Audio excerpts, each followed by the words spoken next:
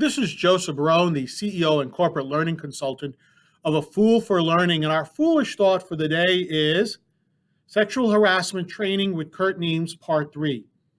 In part 3, we're going to talk with Kurt about how does he stay at the top of his game. Kurt Nemes is the founder of Working with Respect, LLC, along with his wife, Laura Zam.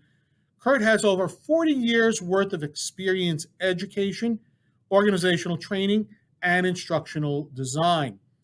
Kurt worked for the World Bank Ethics Office, where he developed respectful workplace training as well as sexual harassment training, and conducted this training in over 40 different countries around the world.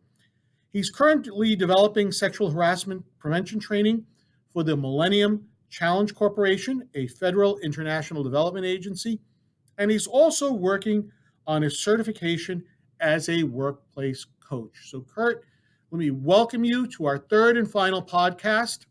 Thanks very much, Joe. It's great to be here.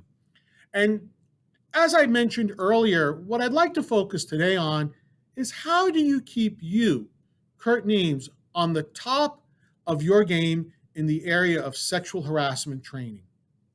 Good question. I have a number of resources that I go to. One that comes every day is a Google Alert, which goes out and scours the webosphere for any article that deals with harassment, sexual harassment, bullying, or those kinds of things.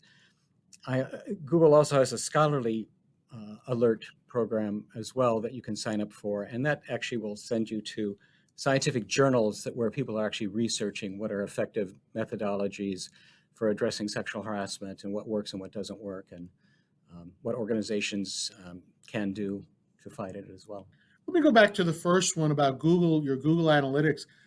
What type of articles does he get? Does he get it from like the New York Times or those sorts of places? Yeah, Google Alert usually doesn't do the scholarly things. It's mainly news articles. And you might get something from New York Times, you might get it from the Hindustan Times.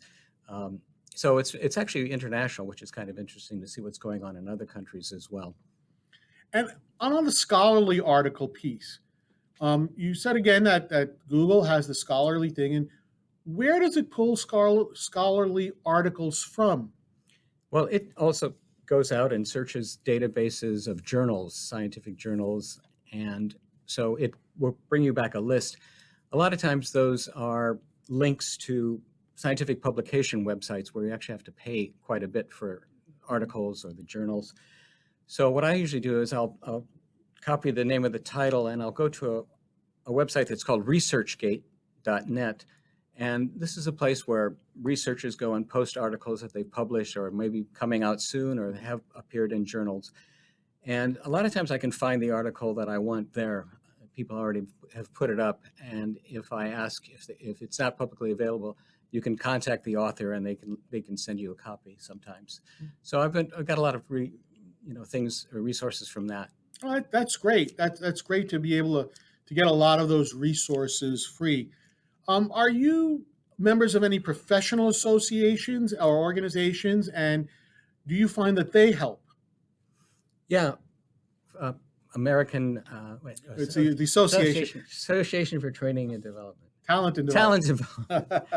Sorry about that. They changed a number of years ago, but I haven't caught up with it. And they're more for corporate training. They keep on, top of trends and topics in corporate training and talent development. Then there's the Society for Human Resource Management, SHRM, and I actually go there quite a bit because they have a huge section devoted to sexual harassment training and the best practices and latest legal guidance. So that's a good place as well to go. One final place that I want to ask you about, do you ever find anything of use on, and as crazy as this may sound, like YouTube or TEDx? Do you find anything of value on any of those two sites? Oh, yeah. And in fact, I was listening to a podcast the other day, and I really liked what one of the speakers, a lawyer, was saying. So I Googled his name, and I found that he had posted a couple of presentations on YouTube as well of things that he had done. TED Talks are always great. and I'll watch those from time to time. I get a feed from that as well. And yeah, so I try to use, I'm still kind of a Luddite in certain things, but I still go out to the internet and use what I can on social media as well, or LinkedIn. People publish on LinkedIn about these things as well. Cool. Kurt, if a person out there listening to the podcast wanted to contact you, maybe had a question about sexual harassment training, or maybe wanted to bring you into their organization to conduct some sexual harassment training, how do they reach you?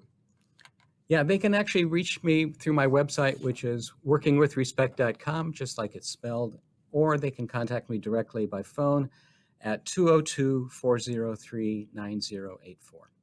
Great. Kurt, thank you very much for being with me, for conducting these 3 podcasts with me on my channel. Thank you very much. It was a real pleasure, and it's great seeing you again. And again, this is Joseph Barone, the CEO of A Fool for Learning, signing out. Remember, learn, perform, succeed.